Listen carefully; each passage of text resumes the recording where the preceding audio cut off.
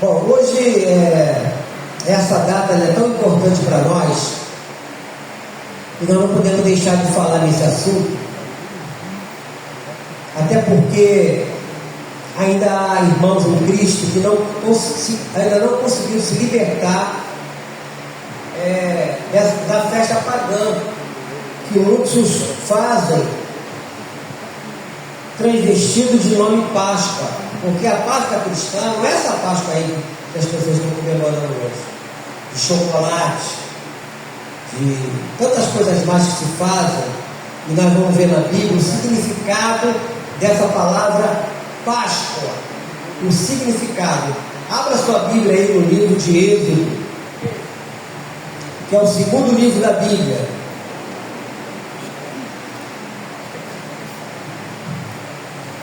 O primeiro livro da Bíblia é Gênesis.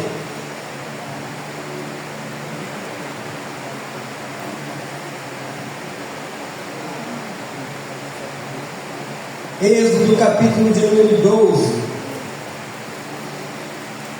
Não vou ler o capítulo todo, porque eu quero me ater em alguns versículos que vem escrito Páscoa. Êxodo 12, quando fala instituição da Páscoa.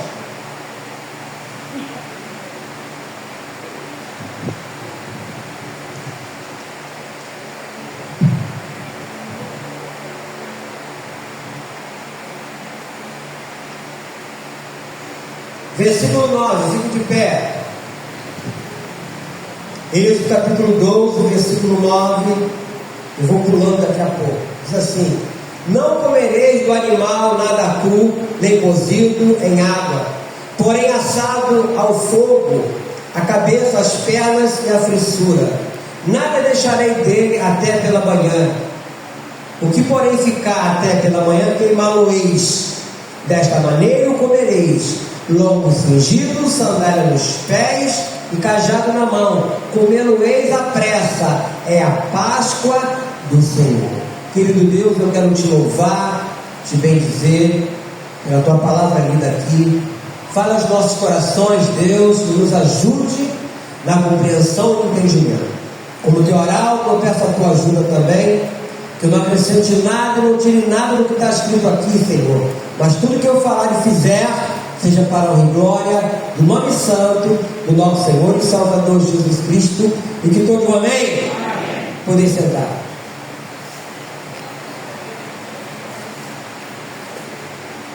Aqui fala a respeito da saída do povo de Israel, dos hebreus, lá do Egito, não é? Aí eu queria que você pulasse agora o versículo 24, desse mesmo capítulo 12, diz assim: guardai, pois, isto por estatuto para vós outros e para vossos filhos para sempre. E uma vez dentro da terra que o Senhor vos dará, como tem dito, observai este rito. Quando vossos filhos perguntarem: que rito é este?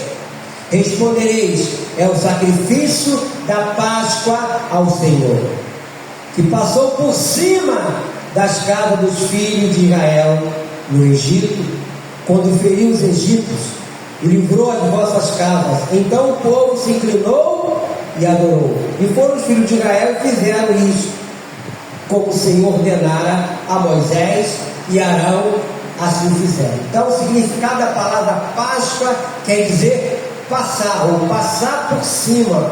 Lá na frente nós vamos ver o que Jesus fez, mas por enquanto eu quero me ater aqui quando foi instituída a Páscoa. Então tem que ficar bem claro que a Páscoa que nós comemoramos não é essa de ficar se endividando no mês que vem comprando chocolate para dar para o outro. Isso aí é coisa pagã. E nós, como cristãos que amamos a Deus, temos que desassociar essas coisas dos nossos filhos, dos nossos netos, para que eles não cresçam sob o domínio do pai da mentira, que é o diabo. Tem muita gente que quer agradar a criança, que quer agradar o sobrinho, que quer agradar, e desobedecem a Deus, agradando, preferem agradar as pessoas do que agradar a Deus. Mas nós, como cristãos de verdade, temos que agradar somente a Deus. Amém, queridos? Então aqui eles falam, quando vossos filhos perguntarem, eles tinham que falar o que era. Então, quando os nossos filhos perguntarem, o que é isso? Nós temos que falar, isso é a Páscoa. Foi assim no início, aí depois falar de Jesus, ensinar nossas crianças, desassociá-las dessa praga que é gastar dinheiro comprando coisa que não tem nada a ver com a verdadeira Páscoa. Eu sempre falo aqui na igreja, quer conhecer o cristão de verdade? Deixa chegar essas festas pagãs. Aí você vai ver se ele é de verdade ou não. Ele já está prisioneiro dessas coisas do passado. Porque no livro de Deuteronômio, eu ainda vou estar falando mais sobre essas coisas. O livro de Deuteronômio, capítulo 6. Abra aí mais adiante. A preocupação de Deus com o seu povo, com o futuro daquelas pessoas que até então estavam me servindo, era para que os vossos filhos, os seus filhos também acompanhassem aquilo que eles tinham aprendido. Então, em Deuteronômio capítulo 6 diz assim: estes, pois, são os mandamentos, os estatutos e os juízos que mandou o Senhor teu Deus te ensinassem, para que os cumprisses na terra a que passas para possuir, para que temas ao Senhor teu Deus e guarde todos os seus estatutos e mandamentos que eu te ordeno, tu e teu filho, o filho de teu filho, todo o dia da tua vida, e que teus dias sejam prolongados.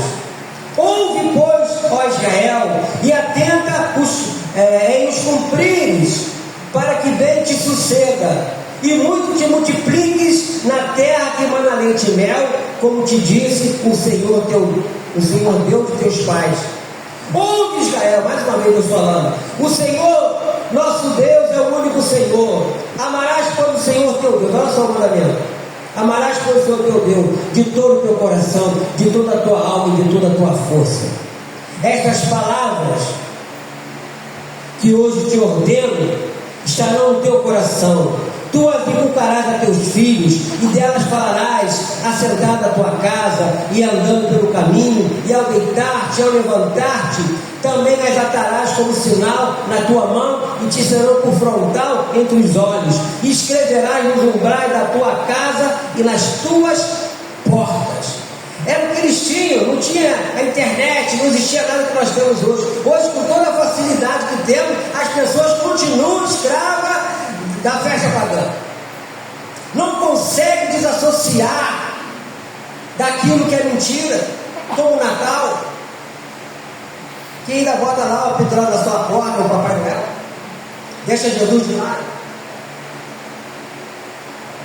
Aqui eles falam, não é? Quando você começa a ver aqui no versículo 2, para que temos ao Senhor teu Deus e guarde todos os teus estatutos e mandamentos que eu te ordeno, tu, teus filhos e o filho do teu filho, quer dizer, seu neto, sua neta. Você tem que ensiná-los de pequeno para que eles não sejam prisioneiros da mentira e falar a verdade. Ah, mas vai ficar triste se eu não der um chocolate, que ele fique triste, mas que ele cresça debaixo da proteção de Deus, que ele cresça debaixo de uma direção de Deus, que ele não seja escravo do pecado e da mentira. É isso que nós temos que fazer. Hoje muitos querem agradar os outros, porque afinal de contas, meu compadre, minha comadre, está conhecendo há tantos anos, e daí? Agrade a Deus e olhe para o teu compadre e para a tua comadre, para que ele venha se converter, para que ele venha ser também uma nova criatura, porque está registrado lá em 2 Coríntios 5,17.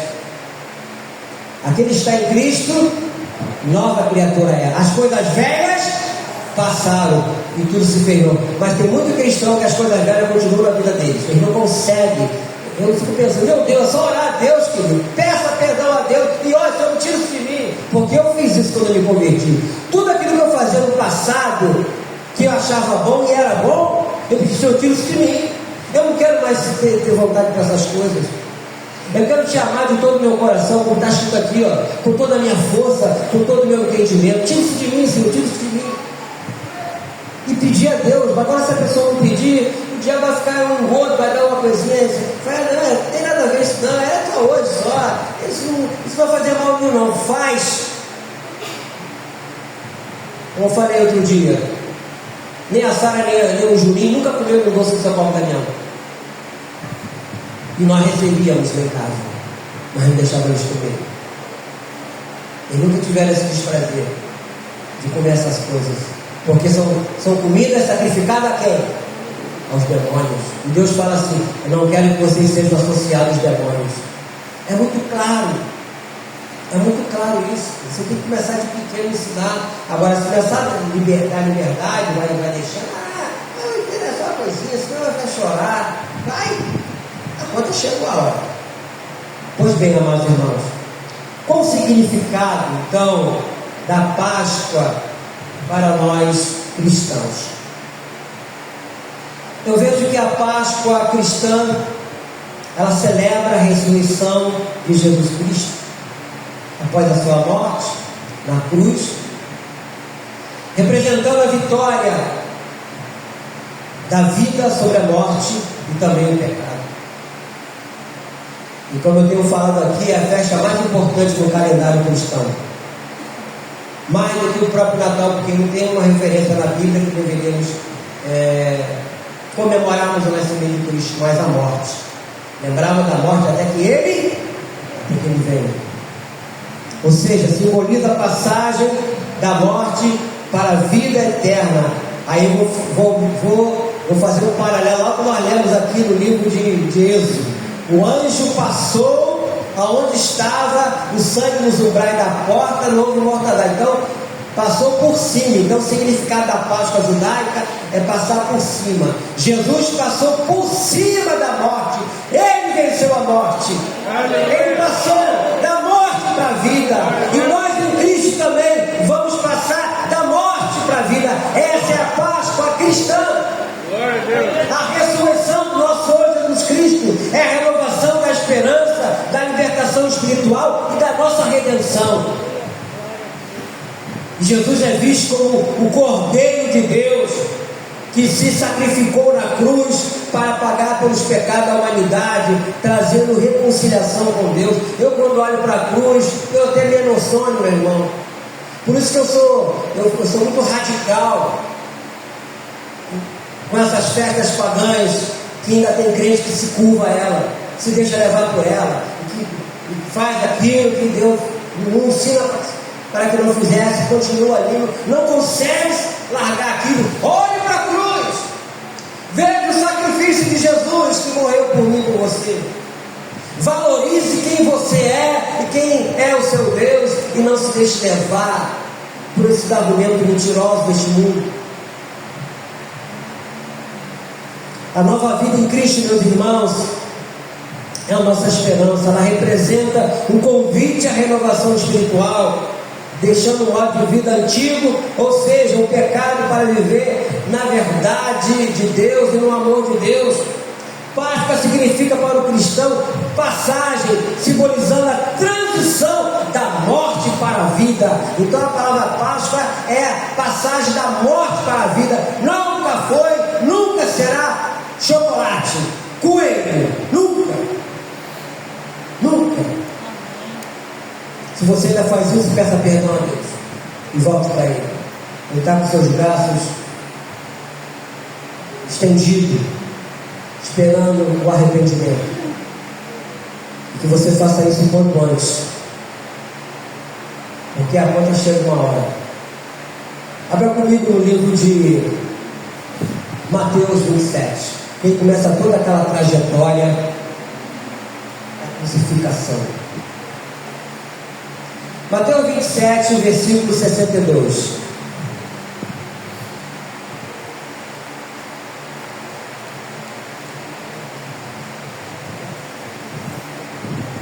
Diz assim: no dia seguinte, que é o dia depois da preparação, reuniram-se os principais sacerdotes e os fariseus, e dirigindo-se a Pilatos, disseram-lhe: Senhor, lembramos-nos de que aquele embusteiro, nossa palavra embusteiro quer dizer mentiroso, Enquanto vivia, disse: depois de 3 dias ressuscitarei. Ordena, pois, que o sepulcro seja guardado com segurança até o 3º dia, para não ceder que, vindo, os discípulos o roubem e depois digam ao povo: ressuscitou dos mortos. E será o último embuste, ou seja, será a última mentira, né, pior que a primeira. Estou parafraseando aqui. Disse-lhe Pilatos: aí tem uma escolta, ide e guardai o sepulcro, como bem vos parecer. Indo eles, montaram guarda ao sepulcro, selando a pedra e deixando ali a escolta. A Bíblia não fala a quantidade que tinha nessa escolta. A escolta, meus irmãos, ela varia de 4 a 16 soldados, né? Eu me lembro que na época do quartel, quando saiu uma escolta, era mais ou menos assim, o mínimo era 4, mas a Bíblia não está falando quantos tinham lá, mas fala que uma escolta. Então, ou 4 ou mais de 4, ou mais de 4 nessa escolta, para guardar o túmulo onde Jesus havia sido sepultado, não é? Então, o sábado foi um dia de grande perplexidade, podemos dizer assim, de temor e admiração para aqueles que seguiram a Jesus, e ao chegar ao túmulo, esperando achar o seu corpo, o túmulo estava vazio. E dando continuidade aqui no capítulo 28, diz assim: ao findar do sábado, ao entrar o primeiro dia da semana, já depois da meia-noite, não é isso? Maria Madalena e outra Maria foram ver o sepulcro. Eu queria fazer uma parada aqui para dizer o seguinte: da mesma forma que pela mulher veio a condenação, porque foi ela que deu lugar ao diabo, né? Ouviu o argumento satânico e comeu do fruto e deu para o seu marido Adão. Então ali veio a maldição. Mas pela mulher também veio a salvação, porque foram elas que foram lá, foram as primeiras que chegaram. Cadê os valentões? Cadê aqueles que falaram assim: por ti daremos a nossa própria vida? Não foi assim? Pedro falou? O que Jesus falou para ele? A regra de Satanás. Mas cadê eles? Mas foram as mulheres. E do versículo 2: e eis que houve um grande terremoto, porque o anjo do Senhor desceu do céu, chegou-se, removeu a pedra e assentou-se sobre ela. O seu aspecto era como um relâmpago, e a sua veste alva como a neve. E os guardas tremeram, espavoridos, e ficaram como se estivessem mortos. Mas o anjo, dirigindo-se às mulheres, disse: não temais, porque sei que buscais Jesus, que foi crucificado. Ele não está aqui, ressuscitou como tinha dito. Vinde ver onde ele jazia. E depois, depressa, em dizer aos seus discípulos que ele ressuscitou dos mortos, e vai diante de vós para a Galiléia, ali o vereis. E como vos digo. Retirando-se elas apressadamente do sepulcro, tomadas de medo e grande alegria, correram a anunciá-lo aos discípulos. E eis que Jesus veio ao encontro delas e disse: salve! E elas, aproximando-se, abraçaram os pés e o adoraram. Então Jesus lhe disse: não temais, ide avisar meus irmãos que se dirijam a Galiléia e lá me verão. E indo elas, eis que alguns da guarda foram à cidade e contaram aos principais sacerdotes tudo o que sucedera. Reunindo eles em conselho com os anciãos, deram um grande soma em dinheiro aos soldados, recomendando-lhes que dissessem: vieram de noite os discípulos dele e o roubaram enquanto dormíamos. Caso isso chegue ao conhecimento do governador, nós o persuadiremos e vos poremos em segurança. Eles receberam o dinheiro, fizeram como estavam instruídos. Esta versão divulgou-se entre os judeus até o dia de hoje. Ou seja, já naquela época já tinha corrupção, já tinha lagoagem, já tinha falcatrua. Isso vem de longe, né? Isso vem de longe, essas coisas. Então essas mulheres, ao chegar lá, elas depararam com 2 anjos. Ou seja, Jesus havia dito ao seu discípulo que ao longo do seu ministério, que no 3º dia ele haveria de ressurgir dos mortos. As novas que o nosso rei é que Jesus morreu, foi sepultado e ressuscitou. Que a Bíblia chama de Evangelho, boas novas. É boas novas porque o nosso Rei morreu sem pecado, pelos nossos pecados, tomando sobre si o nosso castigo. É boas novas porque nosso Rei Jesus ressurgiu dos mortos, mostrando sua vitória sobre a morte. Aleluia! O último obstáculo era a morte, e ele venceu a morte. E a Bíblia diz que se nós estamos em Cristo, nós somos o que? Mais que vencedores. Creia nisso, meu irmão, minha irmã. A Páscoa que nós comemoramos é essa, é a ressurreição de Cristo. Ele passou da morte para a vida. Lá no Egito, o anjo passou por cima das casas que tinham o sangue do cordeiro nos umbrais, das portas. Por isso que a palavra Páscoa quer dizer passar por cima. Esse é o significado correto, bíblico. Não é esse que fala aí fora. Não é essa Páscoa mentirosa. Não é uma Semana Santa que as pessoas se endividam comprando peixe. Não tem nenhuma palavra na Bíblia que você tem que se abster de comer carne na Semana Santa. Acredito até que inventou esse negócio de comer peixe deve ter sido um peixeiro. Sei lá. Tudo é possível. Porque eu já vi tanta coisa nessa minha carreira cristã. Eu não vou citar o nome, é que tem uma igreja aí que conjega na época de São Paulo Damião, o pastor lá distribui doce para as crianças na igreja e diz que é doce ungido. Doce ungido. Caramba! Em vez de desassociar essas coisas, a pessoa vem lá do mundo carregando um fardo de pecado, um fardo de tanta coisa e tal, e carregando esse fardo. Quando chega na igreja, em vez de tirar o fardo, ele bota outro. E as pessoas continuam dizendo que não se vê na Cristo carregando o fardo lá de fora dessas festas pagãs que tem ao longo do ano. Em vez de se libertar logo, o que Jesus falou muito claro lá no livro de João: se Cristo nos libertar, vamos lá, verdadeiramente sereis o quê? Livres. Livres. Livres de tudo isso. Quando eu falei que sou radical, amado, porque eu vim lá de fora, vim lá do mundo. Eu andei em lugar que eu chegava nessas festas pagãs, São Paulo Damião, aí se manifestar, eu não sabia que era demônio, mas fechava uma entidade, e aquela entidade falava com criança e babujava o doce, dava a gente, e minha mãe, quando a gente comia aquele doce babujava, que aquilo ali era bom pra gente açaí. E aí?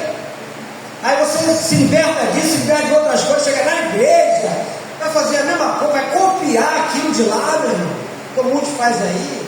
Não! Não precisamos do mundo. O mundo é que precisa da igreja. Eles que precisam da igreja. E nós como igreja temos que ser o quê? Jesus falou o quê? Seja luz. A luz tem que brilhar. O cristão tem que saudar, tem que ser diferente.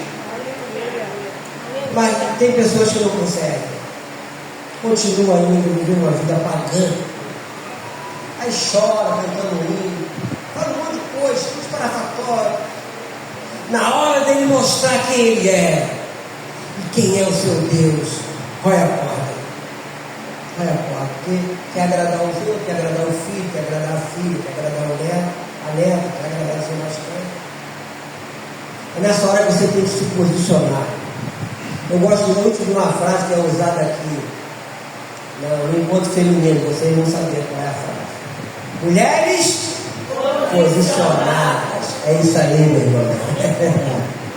Crente posicionado. Crente posicionado. Eu vou me posicionar.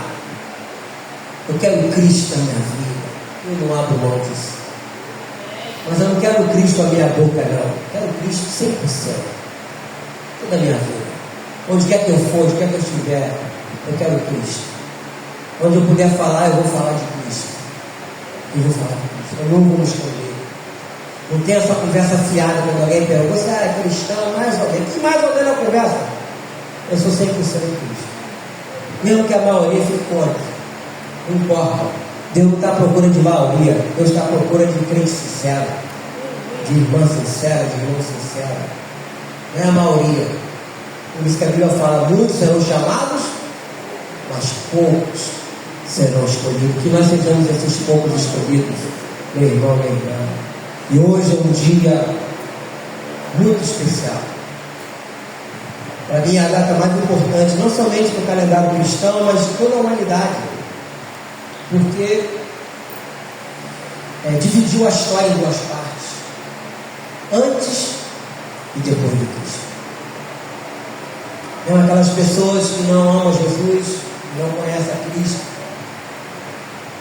elas estão nesse contexto. Deus amou ela também. Deus amou de tal maneira que Deus morreu por elas também. A pior pessoa que você possa ouvir falar dela aí, filho terrorista, não, Jesus morreu por ela. Se ela está vivendo uma vida desregrada, uma vida pecaminosa, uma vida ruim, o problema é dela. Quando tiver vivo, está esperando, quando escorrer, sai do juízo. Mas Jesus morreu por ela também. Jesus deu a vida por ela. Ressuscitou por ela também. Por isso que esse evangelho, meu irmão, minha irmã, ele é pregado há mais de 2000 anos, 2026 anos. Porque tudo vai passar, mas as palavras de Deus não passam. Tentaram de alguma forma calar, É só você estudar, pesquisar. Na igreja contemporânea, homens de Deus foram mortos, no passado foram também, os próprios apóstolos, antes dos apóstolos, profetas, tentaram calar. E a igreja também, tantos homens que foram martirizados por causa do amor a Cristo, do amor a Deus. Por isso que o evangelho chegou até a nós, e nós temos que valorizar, obviamente, o sacrifício de Jesus, mas também o sacrifício dessas pessoas. O próprio Martim Lutero, John Wesley e tantos outros mais que foram martirizados por amor a Cristo. Então nós não podemos esquecer. Então, quando olhamos para a cruz, vemos a cruz vazia, temos que lembrar que Jesus ressuscitou. O túmulo está lá vazio. Não existe nenhuma placa, não existe nada lá em Jerusalém, qualquer outro lugar. Aqui jaz Jesus. Nasceu no ano tal, viveu assim, só teve um período curto de vida, 33 anos e tal. Não tem essa placa, não existe. Porque ele ressuscitou. Aleluia. E vive. E está aqui, amados. Está aqui comigo, está aí com você. E nós temos que valorizar isso, meu irmão. Minha irmã. Nosso coração tem que se encher de alegria, tem que se encher de prazer. Puxa vida, ele morreu por mim, ele deu a vida dele em troca da minha.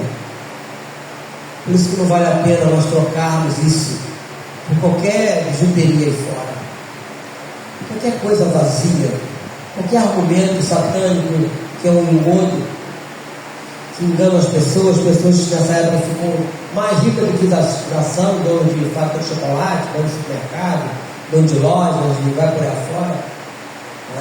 Não podemos fazer isso. Nós temos que olhar para o que Cristo, poxa, está vazio. Não existe túmulo de Jesus. Existe que ele ressuscitou e que ele vive e está conosco. Amém, queridos? Cura sua cabeça. Amado Deus, Pai Celestial, obrigado, Senhor, pela mensagem ministrada aqui de novo. Obrigado porque eu creio que falou aos nossos corações.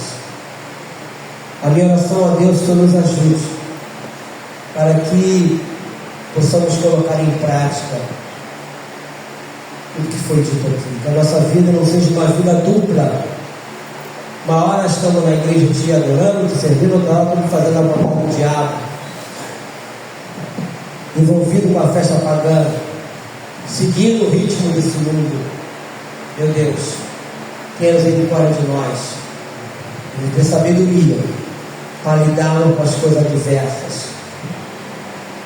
Eu te peço isso, meu Deus, no nome santo do nosso Senhor e Salvador Jesus Cristo. E todo mundo amém? Amaquijado.